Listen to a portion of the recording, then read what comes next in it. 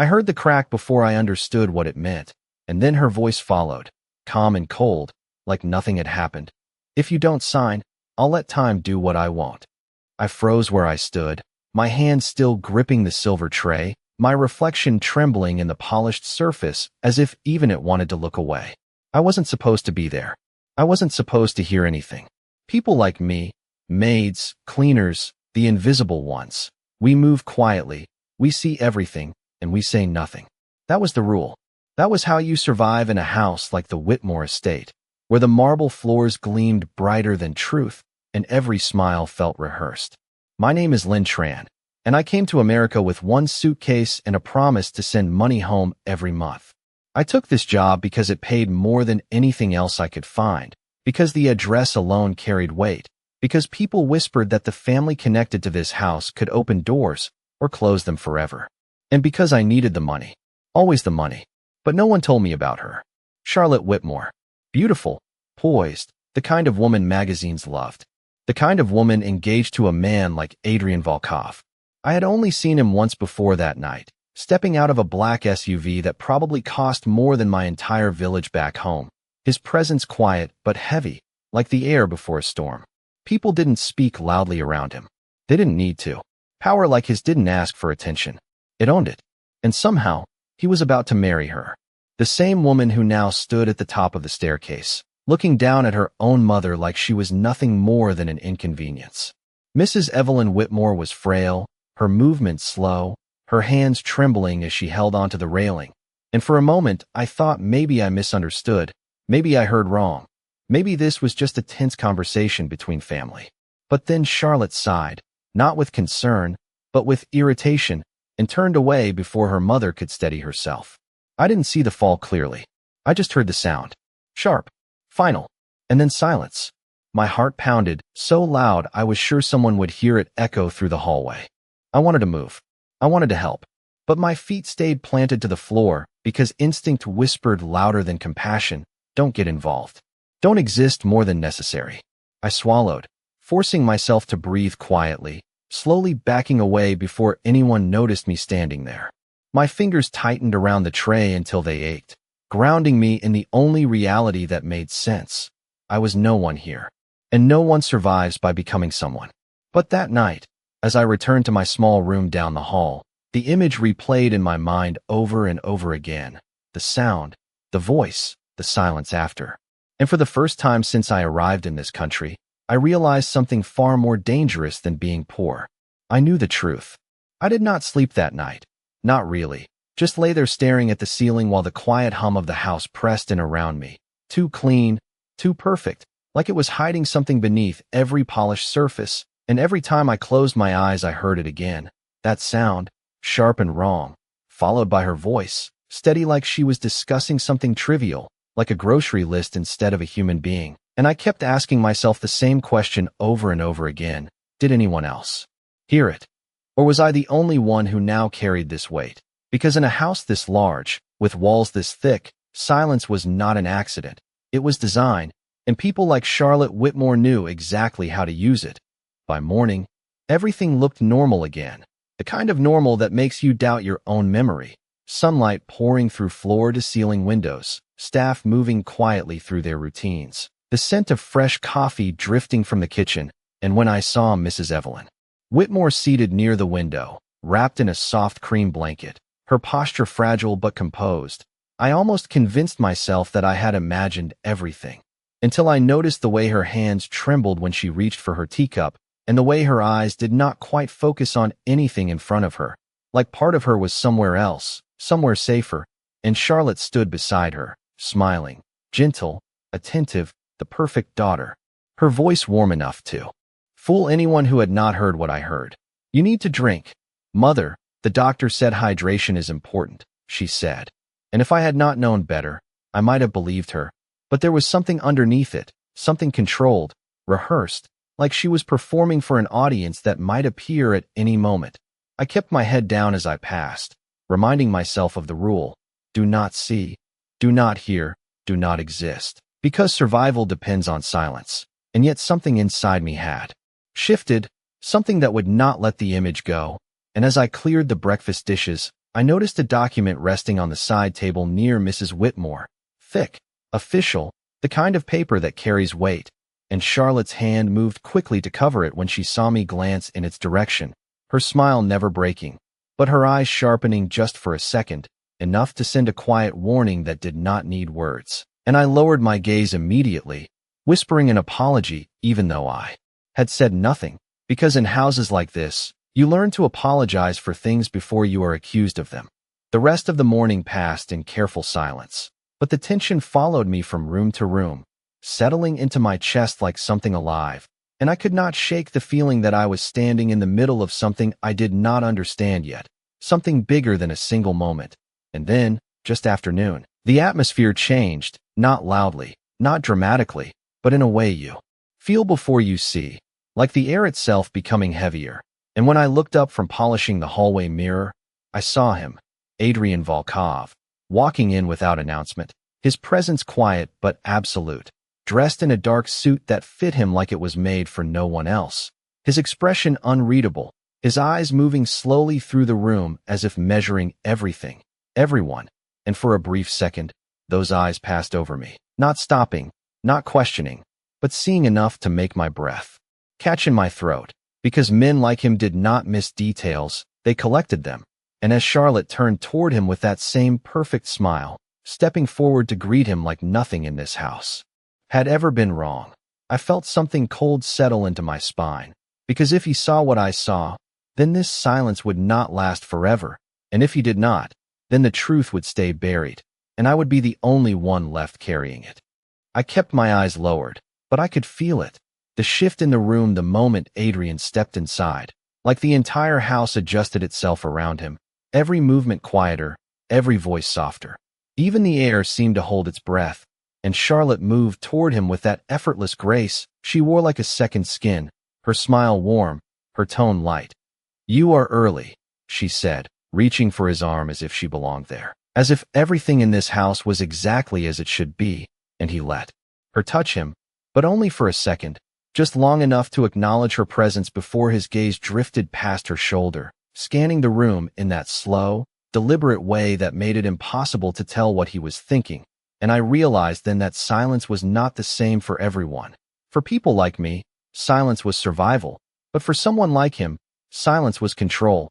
I turned away before he could look at me again, focusing on the glass in my hands, polishing it even though it was already clean, because doing something, anything, made it easier to breathe, but my attention stayed on them, on the subtle distance between them, the way Charlotte leaned in just a little too much while Adrian remained still, composed, like he was listening to something no one else could hear. And then I saw it, small enough that anyone else might have missed it, the way his eyes shifted, not to her face, but past her, toward the staircase, toward the place where everything had happened the night before, and something inside me tightened, because that was not curiosity, that was recognition. The rest of the afternoon unfolded like a performance, Charlotte guiding him through the house, pointing out renovations, discussing plans, her voice smooth and practiced, while he responded in short, measured sentences, never raising his tone, never revealing more than necessary. And I wondered how much he already knew, how much he suspected, because men like him did not rely on appearances, they relied on patterns, and something about this house was starting to break its own pattern. I was in the hallway when I heard Mrs. Whitmore's voice, soft, uncertain, calling Charlotte's name from the sitting room. An instinct told me to keep walking, to disappear into the background where I belonged. But something stronger made me pause just long enough to hear Charlotte's reply, sharp for a split second before it softened again. "I will be there in a moment," she said, and then, lower, almost under her breath, something I could not fully catch, but the tone was enough, cold, controlled, and when I risked a glance, I saw Adrian watching her, not directly, but from the reflection in the glass cabinet beside them, his expression unchanged, his posture relaxed, but his eyes, those eyes were different now, focused in a way that made my chest tighten, because he had heard it too, or at least felt it, that crack beneath the surface that no amount of charm could fully hide. I moved again before anyone noticed me lingering, my heart beating faster than it should, because the line I had drawn for myself, the one that kept me safe, was starting to blur, and I could feel it in every step I took, in every glance I avoided, in every second I stayed silent. And as I returned to the kitchen, I caught my reflection in the stainless steel surface, my face pale, my hands unsteady. And I realized something that made my stomach drop. This was no longer just about what I had seen. It was about what he was beginning to see. And if Adrian Volkov was starting to notice the truth, then this house was already changing. And when power like his turns toward the truth, it does not stop halfway. By late afternoon, the house had settled into a rhythm that felt almost convincing, like everything was normal again if you did not look too closely, if you did not listen for what was missing between words, and I kept telling myself to stay in that safe space, the space where I did not question, did not connect patterns, did not step outside the invisible line that kept people like me untouched. But the more I tried to ignore it, the clearer everything became. Because once you see something, truly see it, you cannot unsee it. And every interaction between Charlotte and her mother carried that same quiet tension, that same careful control, like a script being followed too precisely. I was refilling the water glasses in the sitting room when Charlotte stepped out to take a call, her voice immediately dropping into that softer tone she reserved for outsiders, polite, charming, untouchable. And the moment she disappeared around the corner, the room changed, not dramatically, not in a way anyone would notice unless they were paying attention. But Mrs. Whitmore's shoulders sank slightly, her breath uneven as she looked toward the doorway Charlotte had just exited, and then toward me. Just for a second, her eyes meeting mine with something I had not seen before, not fear exactly, but a quiet plea, like she was asking a question she could not say out loud. I lowered my gaze immediately, because that kind of look was dangerous, not because of what it said, but because of what it expected, and I was not supposed to respond. I was supposed to remain invisible, but my hands hesitated on the glass, just long enough to betray me. And when I set it down, I did it more gently than necessary, like I was trying to communicate something without words, something as simple as I see you, even though I knew I should not. The sound of footsteps in the hallway snapped everything back into place, and Charlotte returned with that same composed expression, her presence filling the space again. Her attention immediately shifting to her mother with a brightness that felt almost artificial. "You should rest more," she said, adjusting the blanket with careful precision, every movement controlled, deliberate. And I noticed Adrian standing near the doorway, not announcing himself, not interrupting, just watching, his posture relaxed but his focus sharp. And it was the way he watched that made my chest tighten, not openly, not accusingly, but as if he was collecting details, small inconsistencies that did not align with the image being presented to him. Charlotte turned toward him with a smile that could have convinced anyone else, her voice light. "She is doing better today," and Adrian nodded once, slow, thoughtful, his gaze flicking briefly to Mrs. Whitmore's hands, still trembling slightly beneath the blanket, before returning to Charlotte. And in that moment, I realized something that made my pulse quicken. He was not just observing her. He was comparing, measuring what she said against what he saw. And that kind of attention was not something you could distract forever. I moved out of the room quietly, my heart beating faster with every step, because the distance between silence and truth was closing, not because of me, not yet, but because someone else had started to notice the cracks. And as I reached the hallway, I heard Charlotte's voice again, softer now, but edged with something sharper beneath. Something controlled but not entirely hidden, and I did not need to hear the words to understand the tone, because I had heard it before. And when I glanced back for just a second, I saw Adrian's reflection in the glass panel beside the door, his expression unchanged, but his eyes darker, more focused, and in that reflection, it felt like he was no longer just a guest in this house. He was a witness, and the moment someone like him becomes a witness, the truth does not stay buried for long. That evening, the house felt quieter than it should have, not the peaceful kind of quiet, but the kind that settles in when something is waiting to happen, and I could feel it in the way the staff spoke less, moved faster, avoided lingering in rooms where they were not needed, as if instinct told them the same thing mine did, that something beneath the surface was shifting, and I tried to stay focused on my tasks, folding linens, preparing the guest rooms, keeping my head down the way I always had. But my mind kept returning to the same moments, the same details, the way Mrs. Whitmore's eyes had met mine, The way Adrian had watched without speaking. The way Charlotte's voice carried two meanings depending on who was listening. I told myself it was not my place, that I had come here to work, not to question, not to interfere, but the line between seeing and knowing had already been crossed, and now it felt like I was standing on the edge of something I could not step back from. It was just after 7 when I was called to bring tea to the upstairs sitting room, the one Charlotte preferred in the evenings, smaller, more private, with tall windows that overlooked the gardens, and as I approached the door, I slowed, not because I meant to listen, but because the tone of her voice reached me before I entered, low, controlled, edged with something that made my chest tighten. "You are making this harder than it needs to be," she said, and there was a pause, long enough for me to hear the faint response of Mrs. Whitmore, too soft to make out the words, but the hesitation in it was clear, and Charlotte exhaled sharply, a sound of impatience she never showed in public. "It is paperwork, Mother, nothing more," she continued, and I realized then what I had seen earlier was not random. It was part of something ongoing, something deliberate, and my hand tightened around the tray as I knocked softly, forcing my expression into neutrality before stepping inside.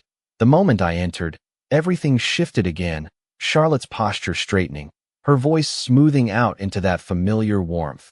"Perfect timing," she said with a smile, as if nothing had happened, as if the air in the room had not just been heavy with tension, and I moved carefully, setting the tray down on the small table between them, my eyes lowered, but not fast enough to miss the document resting near Mrs. Whitmore's hand, pages marked, a pen placed precisely beside it, waiting, and the way her fingers hovered just above the paper, uncertain, told me everything I needed to know. I stepped back immediately, retreating toward the door, because the closer I stood, the more it felt like I was being pulled into something I did not understand, something that could not end well for anyone caught in it. And as I turned, I nearly stopped short, because Adrian was there, standing just outside the doorway, his presence silent but unmistakable, and for a second, I thought he might speak, might ask why I hesitated, might notice something in my expression that I could not fully hide, but he did not. He simply looked at me, not with suspicion, not with judgment, but with a kind of quiet awareness that made my breath catch, as if he already knew there was more beneath the surface than anyone was saying. I lowered my gaze immediately and stepped past him, my heart pounding harder than it should, because in that brief moment, something had passed between us, not words, not even a clear understanding, but recognition, and as I walked away, I realized that silence was no longer as simple as it had been before, because now it was not just about protecting myself, it was about deciding what to do with the truth that was slowly, inevitably, coming into the light. That night, I stood in the small hallway outside the staff quarters, staring at my phone screen long after it had gone dark, my reflection faint in the glass like someone I barely recognized, because something inside me had shifted in a way I could not ignore anymore, and the silence I had relied on for so long no longer felt safe.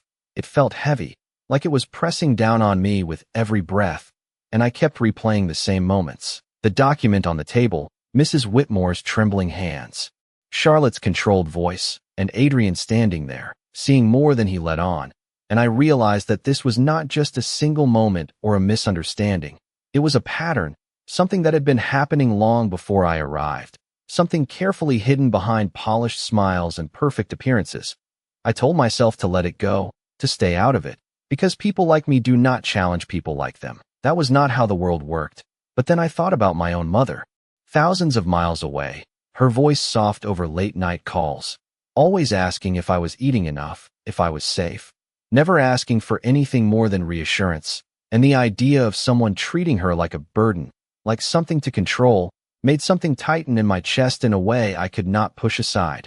The next morning came too quickly, the house already awake before the sun fully rose, and I moved through my routine on instinct. But everything felt sharper now, every word, every glance, every pause carrying more meaning than before, and when I entered the sitting room to tidy up, I saw Mrs. Whitmore alone again, the document still there, untouched, the pen resting exactly where it had been the night before, as if time had paused around it. And for a moment, I hesitated in the doorway, my instincts pulling me in two directions, one telling me to leave immediately, the other urging me to step closer, to do something, anything. She looked up at me then, her eyes softer than before, but still carrying that quiet weight, and without thinking, I moved forward, just enough to adjust the blanket around her shoulders, a small gesture, nothing that could be questioned, but close enough to hear her whisper, so faint I almost thought I imagined it. You see it too. And my breath caught, because those words were not a question, they were a confirmation, and I had no safe response to give, so I said nothing, just nodded slightly before stepping back, because even that felt like crossing a line I could not uncross. The sound of footsteps approached. Before I could retreat further, and Charlotte entered with her usual composure, her gaze flicking between us for a fraction of a second, sharp enough to notice the distance, the silence, the unspoken connection, and her smile returned instantly, effortless and practiced. "Good morning," she said, her tone light. But there was something underneath it now, something more alert, more aware, as if she had begun to sense the shift as well. I lowered my gaze and stepped aside, but the room felt different now, not just because of what had happened, but because something had been acknowledged, even if only in a whisper.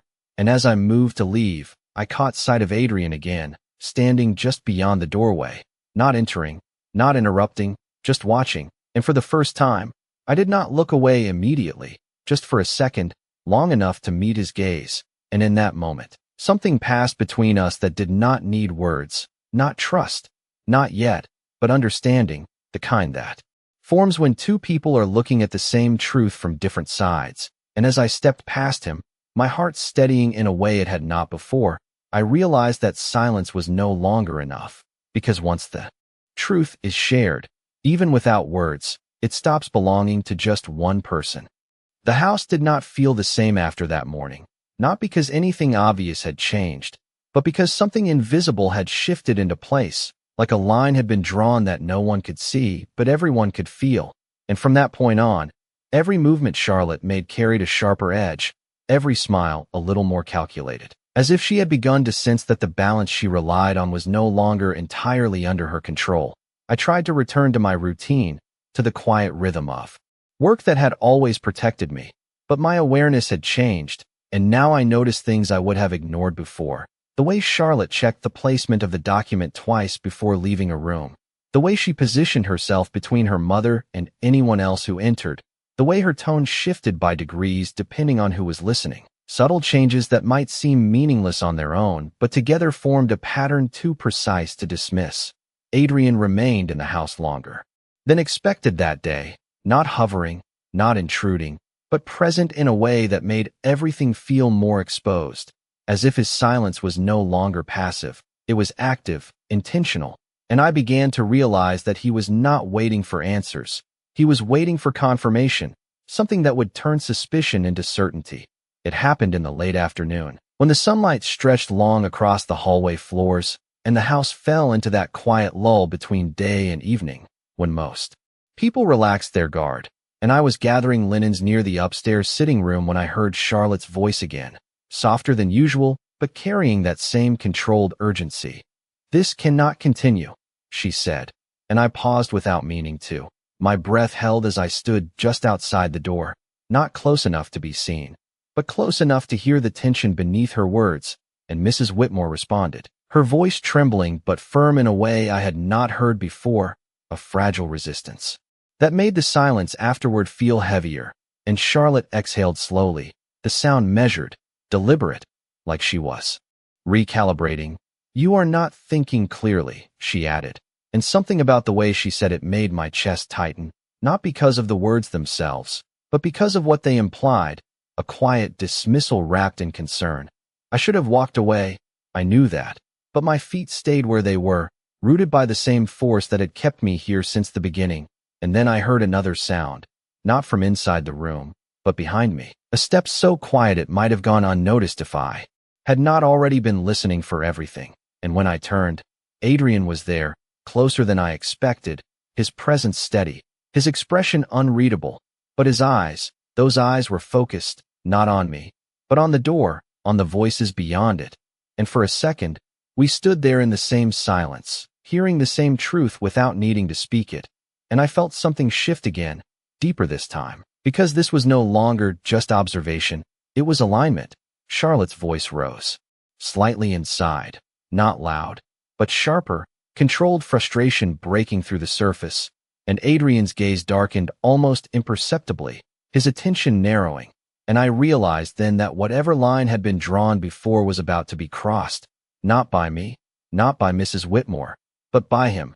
And when he finally moved, stepping past me without a word, his presence filling the space in a way that made everything else feel smaller, I knew that silence had reached its limit, because once someone like Adrian Volkov decides to step forward, the truth does not remain hidden, it demands to be seen. He did not knock before entering, and the door opened with a quiet certainty that carried more weight than any raised voice ever could, and I felt my breath catch as Adrian stepped into the room, his presence shifting everything instantly, not through force, not through volume, but through something far more controlled, and Charlotte turned sharply at the sound, her expression changing for just a fraction of a second before settling back into that composed smile, the one she used when she believed she was still in control. "Adrian," she said, her tone light, almost welcoming, as if nothing had been interrupted, as if the tension that filled the room seconds ago had never existed. But he did not respond immediately. He simply looked at her, not with anger, not with accusation, but with a calm that felt far more dangerous, because it was not reactive, it was deliberate. I stayed where I was, just outside the doorway, frozen between leaving and staying, because something told me that this moment mattered, that whatever happened next would change everything that came after. And inside the room, Mrs. Whitmore sat still, her hands folded tightly in her lap, her eyes moving between them with quiet awareness, as if she understood the weight of what was unfolding even if she did not say it aloud. "You seem busy," Adrian said finally, his voice low, even, giving nothing away, and Charlotte let out a soft laugh, brushing it off with practiced ease. "Just taking care of family matters," she replied, stepping slightly closer to him, positioning herself between him and the table where the document rested, a small movement, but intentional, protective, and his gaze followed that movement, not missing it, not reacting to it outwardly, but acknowledging it in a way that made my pulse quicken, because it meant he was not just listening, he was reading everything beneath the surface. "Of course," he said, his tone unchanged, and for a moment, the silence that followed stretched long enough to feel almost unbearable, because it was not empty, it was filled with everything that was not being said, every truth waiting just beneath the surface. And then his attention shifted, not fully, not obviously, but just enough to include Mrs. Whitmore in that quiet observation, his eyes settling on her with a focus that felt different, softer, but still sharp in its awareness. And something in her posture changed, not dramatically, but enough to suggest that she felt it too, that she recognized the shift in the room, the shift in him. Charlotte spoke again, filling the silence quickly. Too quickly. "The doctor recommended more rest," she said, her voice smooth, controlled. "She has been tired lately." And Adrian nodded once, slow, thoughtful, his gaze flicking briefly to the document on the table before returning to Charlotte. And in that moment, I realized that nothing in this room had gone unnoticed, not the tone, not the tension, not the carefully placed words, and yet he did not confront it, not directly, not yet. And that restraint felt heavier than any immediate reaction could have been, because it meant he was choosing his moment. I stepped back then, finally forcing myself to move, because staying any longer felt like stepping into something I was not ready for. And as I walked down the hallway, my heart beating faster with every step, I understood something that made my chest tighten. This was no longer just about what had happened. It was about what would happen next, because Adrian had seen enough to know that something was wrong. And when someone like him sees the truth, even partially, he does not forget it.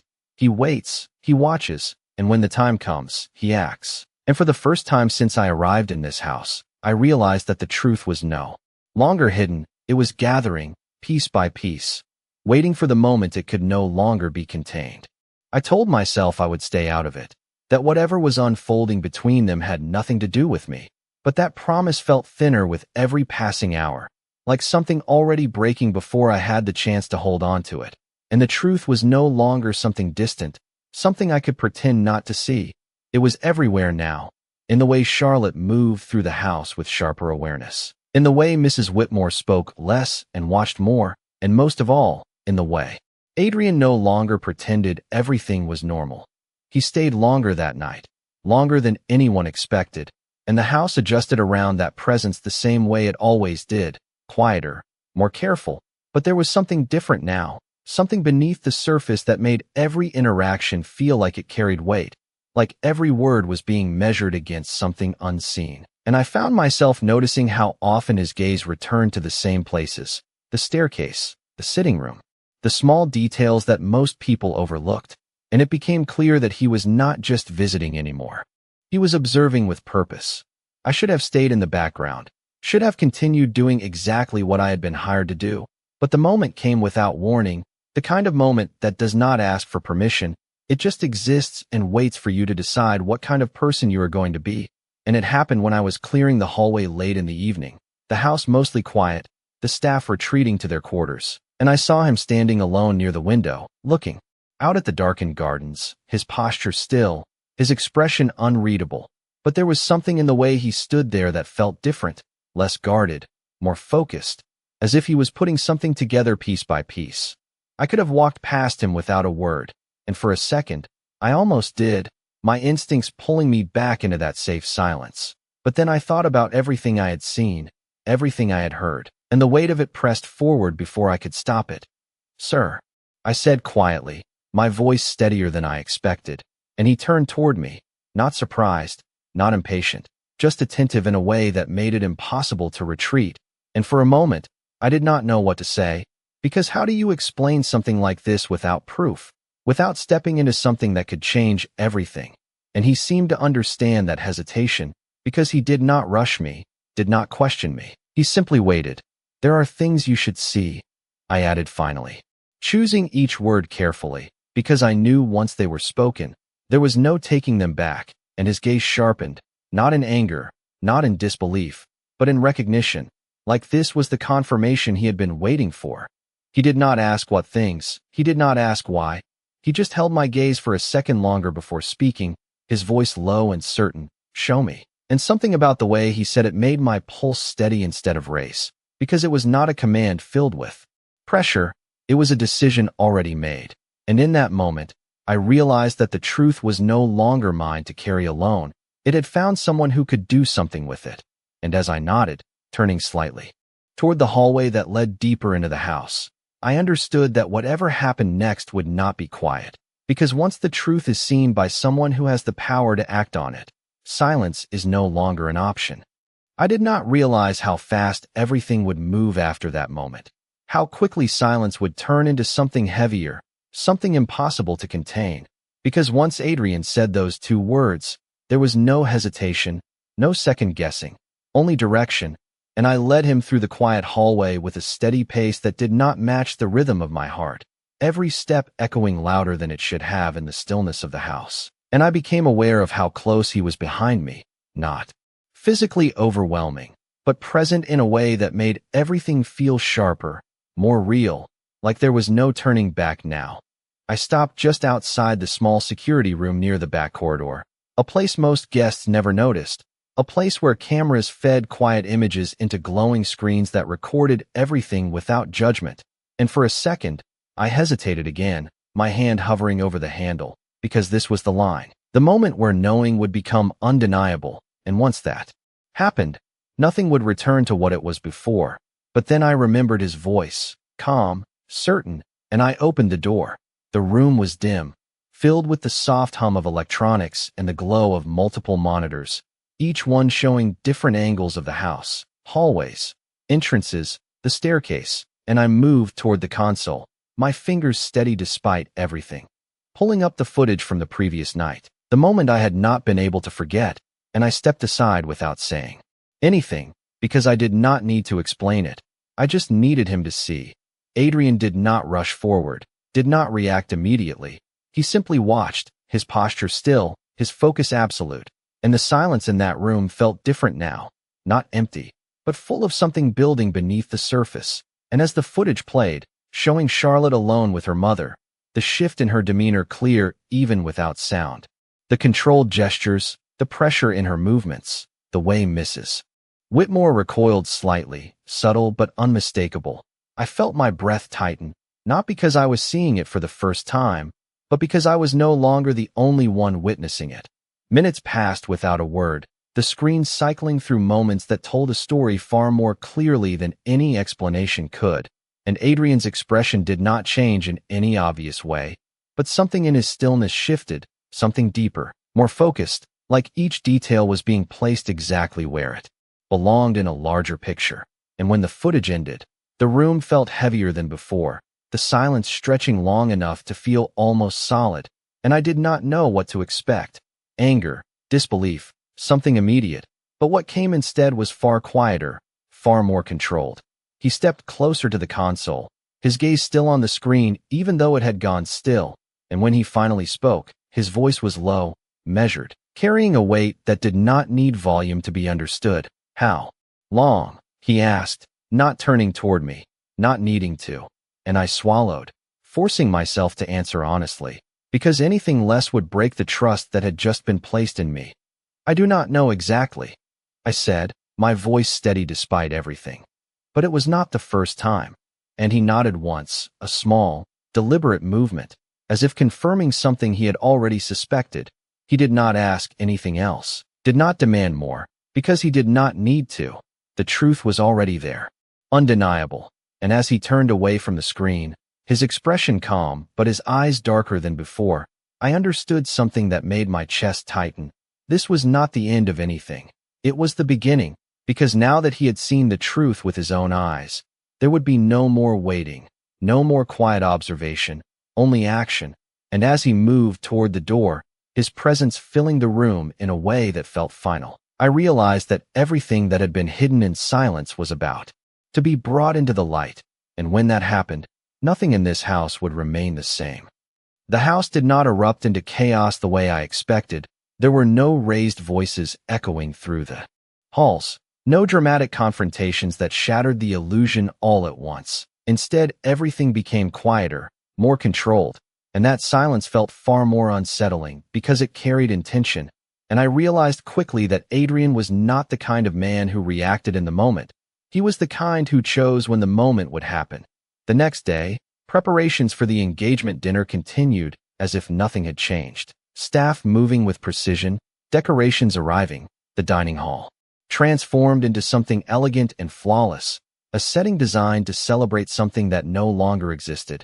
And Charlotte moved through it all with perfect composure, greeting guests, giving instructions, smiling in a way that could convince anyone who had not seen what we had seen.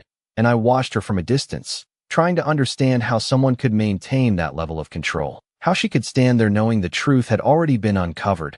Or maybe she did not know. Maybe she still believed everything was secure, that her version of reality was still intact.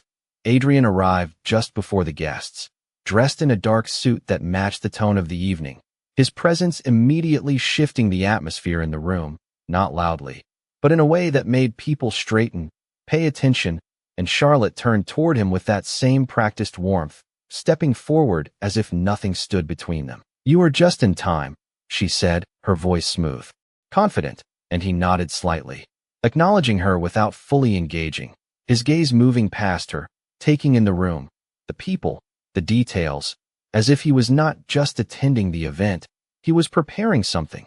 I stayed near the edge of the room, moving quietly among the staff, but my focus never strayed far from them, from the subtle tension that now existed beneath every interaction. And as the evening progressed, I noticed how often Adrian's attention returned to Charlotte, not openly, not in a way that would draw suspicion, but consistently, like he was waiting for something, a moment, an opportunity, and that waiting felt deliberate, precise, like everything had already been decided. Dinner was served, conversations flowed, laughter filled the space in a way that felt almost surreal given everything that had happened, and then it shifted, not abruptly, but with a quiet certainty that made the entire room seem to pause without understanding why. Because Adrian stood, not raising his voice, not demanding attention, but commanding it anyway, and Charlotte turned toward him, her expression still composed, still confident. unaware of what was about to unfold. "Before we continue," he said, his voice calm, even, cutting through the noise without effort. "There is something that needs to be seen." And for a second, confusion flickered across her face, small, almost imperceptible, but enough to break the perfect image she had maintained all evening. And then the screen at the far end of the room came to life, the soft glow drawing every eye toward it. And I felt my breath catch as the footage began to play, not loud, not dramatic, but clear enough, undeniable in its quiet truth. And the room fell into a silence that felt heavier than anything I had experienced before, because now it was no longer hidden, no longer confined to a single moment or a single witness. It was public, exposed in a way that could not be undone. Charlotte did not move at first, her posture still, her expression frozen between composure and something else, something breaking beneath the surface. And Adrian remained where he stood, watching, not the screen, but her, his gaze steady, unyielding. And in that moment, I understood that this was the point of no return, not just for her, but for everyone in that room, because once the truth is revealed in the light, there is no way to return to the comfort of not knowing. For a moment, no one moved, no one spoke, and the silence that filled the room felt heavier than anything that had come before, because it was no longer built on uncertainty. It was built on truth, clear and undeniable, displayed in front of everyone who had once believed in the image Charlotte had carefully created. And I watched as that image began to fracture, not all at once, but in small, visible cracks, the kind that spread quietly until there is nothing left to hold them together. Charlotte's breath hitched almost imperceptibly, her posture still upright, still controlled, but her eyes no longer carried that effortless confidence. Instead, there was calculation, fast and sharp, searching for a way to regain control of a situation that had already slipped beyond her reach. "This is a misunderstanding," she said finally, her voice steady enough to sound convincing to anyone who had not been paying attention. But the room did not respond the way she expected, because people were no longer looking at her the same way. They were looking at the screen, at the evidence, at the truth that did not need explanation. Adrian did not interrupt her, did not raise his voice. He simply took a step forward, his presence alone enough to quiet whatever defense she was preparing. And when he spoke, his tone remained calm, controlled, but there was something final in it, something that made it clear there was no discussion left to have. "You had every opportunity to tell the truth," he said, not loudly, but with a clarity that carried through the entire room. And Charlotte's expression shifted again, the composure slipping just enough to reveal something beneath it, something closer to desperation than control. "You do not understand," she replied, her voice tightening slightly, and for the first time, it sounded less like a performance and more like someone trying to hold on to something that was already gone. But Adrian did not react to that, did not engage in the argument she was trying to create, because this was not a moment for debate. It was a moment of conclusion. He turned his attention briefly toward Mrs. Whitmore, who sat quietly at the edge of the room, her presence almost forgotten until now. And there was a shift in his expression, subtle but unmistakable, a recognition of something beyond the situation itself, something human, something that had been overlooked for too long. And then he looked back at Charlotte, his gaze steady, unyielding. "This ends now," he said, and those words carried more weight than anything else that had been said that night, because they were not emotional, they were decisive. The room seemed to exhale all at once, the tension breaking in a way that felt both inevitable and irreversible. And Charlotte stood there, no longer the center of attention in the way she had been before, but the focus of something entirely different, something she could not control. And as she opened her mouth to speak again, to defend, to explain, to reshape the narrative one last time, Adrian simply stepped back, not giving her the space to continue, not allowing the moment to stretch any further than it needed to, because the truth had already done what it needed to do. I remained where I was, watching from the edge of the room, my hands still, my breath steady for the first time since this all began, because the weight I had been carrying was no longer mine alone. It had been seen, acknowledged, and acted upon. And as the guests began to shift, their attention moving away from celebration and towards something more real, I realized that this was not just an ending. It was a correction, a Moment where everything that had been hidden was finally brought into the light, and in that light, there was no room left for illusion. The house felt different after that night. Not quieter, not louder, but clearer, like something heavy had finally been removed from the air. And for the first time since I arrived, I could walk through the halls without feeling like every step needed to be measured, like every breath needed to be hidden. And yet the memory of it all lingered, not as fear, but as something steadier. Something that reminded me how close silence had come to becoming permanent. The guests were gone by morning. The decorations cleared away as if the event had never happened, and Charlotte was no longer there, her absence noticeable in a way that made everything feel slightly off balance, like a room that had been rearranged overnight, and no one spoke about it directly, not the staff, not the house manager, but the shift was understood without words, because some truths do not need to be discussed once they have been revealed. Mrs. Whitmore was moved to a brighter room on the east side of the house, one with large windows that let in the morning sun, and when I brought her tea that day, she looked different, still fragile, still quiet. But there was something else in her expression now, something lighter, like the weight she had been carrying had finally eased, and when her eyes met mine, there was no longer a question in them, no longer that silent plea, only a quiet acknowledgement that something had changed, and I found myself standing a little straighter, my movements less cautious, because for the first time, I was not pretending not to see. Adrian remained, but not in the same way as before. His presence no longer felt like observation. It felt like resolution. And when I saw him later that afternoon, standing near the same window where everything had begun to shift, the light catching the sharp lines of his expression, there was something different in the way he looked at the house, not as something to control, but as something to correct. And when his gaze found mine, I did not look away immediately this time, not out of defiance, but because I no longer felt the need to disappear. He stepped closer, not quickly, not imposing, just enough to close the distance between us. And for a moment, neither of us spoke, the silence between us no longer heavy, but steady, like it was holding something understood rather than something hidden. And then he said quietly, "You did not have to come forward," his voice calm, but carrying a weight that made it clear he meant it. And I shook my head slightly, because the truth was simpler than that. I could not ignore it.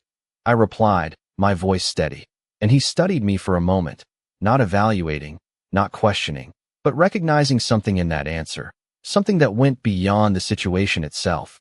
He nodded once, a small, deliberate motion, and there was something final in it, something that felt less like acknowledgement and more like decision. "Stay," he said, not as an order, not as a demand, but as a quiet statement, and I understood what he meant without needing anything more. Explained that this place, this house that had once felt like something I needed to survive, was now something I could stand in without losing myself. And as he turned away, his presence moving through the space, with the same quiet authority, I realized that everything had changed, not just for them, but for me as well, because I was no longer just someone who witnessed the truth. I was someone who chose to act on it. And that choice, more than anything else, was what remained when everything else had settled. Later that evening, as the sun dipped below the horizon and the house settled into its new rhythm, I stood by the window for a moment, looking out at the quiet gardens, and I thought about how easily everything could have stayed hidden, how silence could have protected the wrong things if it had been left unchallenged. And I understood something then, something that stayed with me long after the night had passed. Power does not always come from being the strongest person in the room. Sometimes it comes from being the one who refuses to look away when the truth is right in front of you.